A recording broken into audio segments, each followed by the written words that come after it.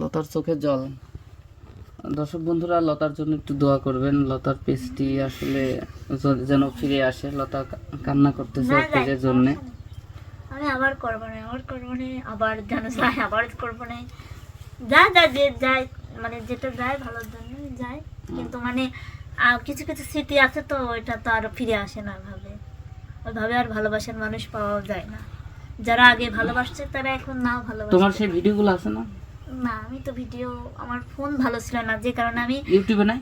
আমার ওই ইউটিউবটি ডাউনলোড আছে। আমার কষ্ট একটাই, যে কারণে ঋণ করে ফোন কিনছে একটা, সেই পেজের জন্য। যে আচ্ছা, ইউটিউবে আছে, এটা ডাউনলোড করে এটার মধ্যে ছাড়ার দরকার নেই, বুঝছো? থাক, ইউটিউবে রয়েছে, থাকে। হ্যাঁ, আবার ছাড়তে গেলে আবার এটাতে আবার রেস্ট্রিকশন আবার কি চলে আসবে। যাই হোক, কি বলবো, আমার বলার ভাষা নাই। আসলে এটা সান্ত্বনা দেওয়ার মতো কিছু বলার নেই আসলে, কিছু নাই আসলে। কারণ যে আমাদের হাতেই নেই টোটাল। অনেকেই ভুক্তভোগী। লতা, কাঁদো না, কাঁদো না। আল্লাহ যা করে মঙ্গলের জন্যই করে।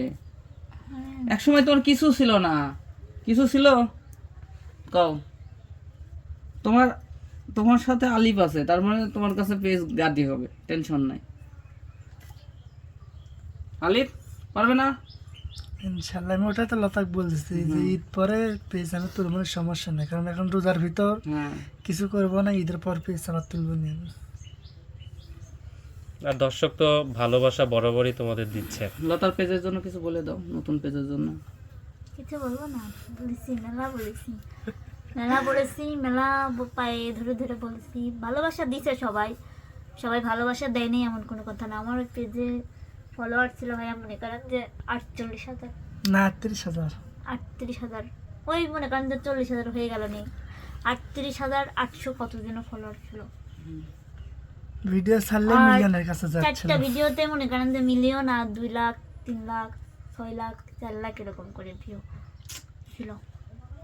আমার মনিটর ছিল না, এটা কোনো আফসোস ছিল না। আফসোস একটাই যে আমাকে এখান থেকে সবাই দেখতো, চিনতো, জানতো। ইউটিউবে তো আর অত ওইভাবে চিনে না, পেজে একটু বেশি জানে।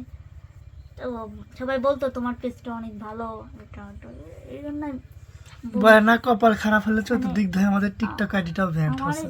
কিছু হ্যাঁ? টিকটক কি হয়েছে? ব্যান্ড কেন? টিকটক টিকটক আইডি ব্যান করে দিছে।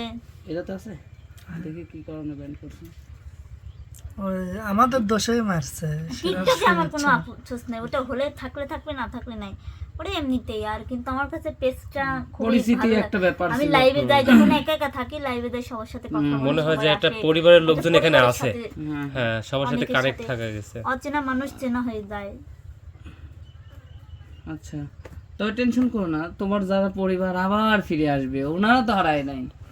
একটা খালি মাধ্যম হারাইছে, তোমার মাধ্যম হবে ইনশাল্লাহ। আবার সবার কাছে ভিডিও চলে যাবে সমস্যা নাই, তোমার। আপনি একটা এবার খুলে দেন, আমি আবার করব না, আবার কষ্ট করি, সমস্যা নেই।